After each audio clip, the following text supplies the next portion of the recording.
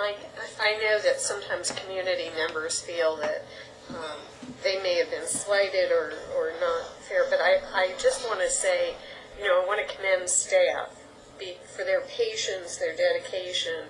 I mean, they're wonderful public servants trying to do the best job, and they're just the messengers. They're carrying out our actions, the superintendent's recommendation to us, and sometimes it's not very popular. And, not necessarily related to this one, but to other feasibility studies that have been ongoing.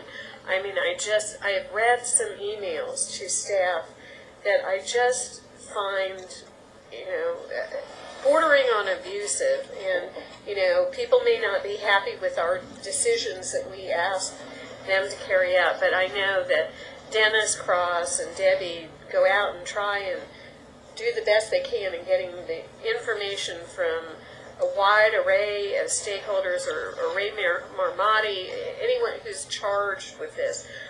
But some of the emails about some of the minutes of some meetings, some impressions, conspiracy theories that go on. I mean, our staff, they do a wonderful job, and people's passions run incredibly high, and I just have to thank them for going out there and being on the front line. I mean, but I just, repeatedly, we've had a whole succession of them, and,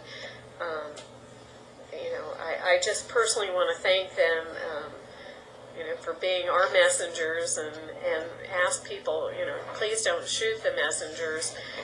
They're charged with what we've sent them out there to do, and it may not always be popular, and but I have a feeling that we as a society have lost some of our civility and our ability to listen to others' interests, and maybe we need to start with an interest-based training as we start some of these processes, but our staff, they're the ones that are taking almost abuse. So thank you for doing this.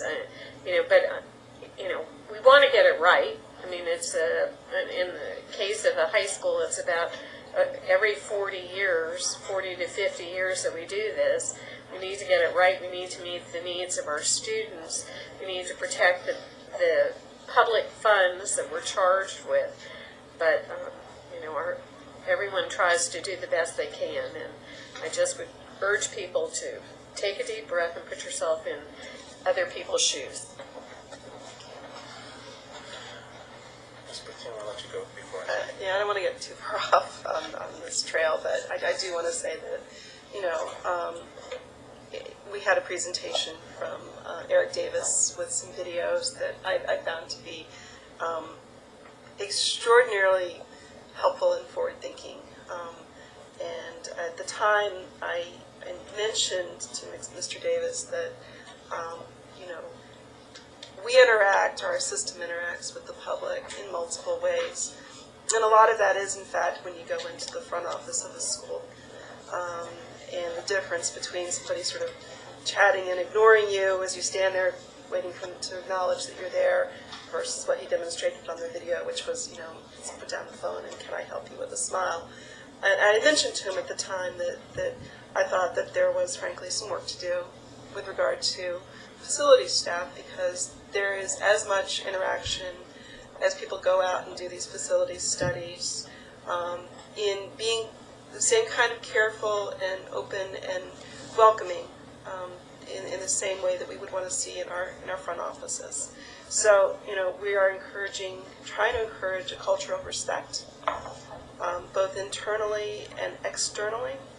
And so, again, I'd encourage Mr. Davis to not ignore this aspect of our operations as he works on improving our engagement with our community. And I'll just leave it at that.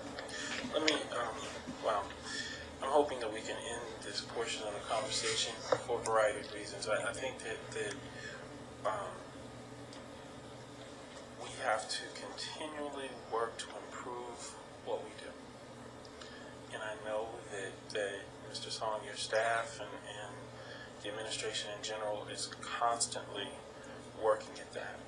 And I think one of the important things that I've gleaned from this, and I think has been most important, is that at the end of the day, we come to a good decision.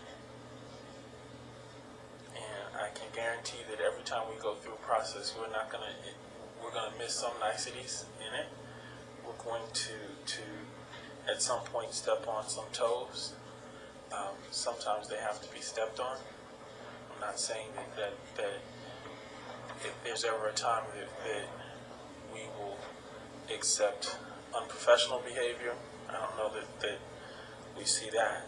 But I think the point's been made, and I think the point that the board made in the original decision we made in March, was that these two schools are critically important to us as assets to the Wheaton community and Montgomery County.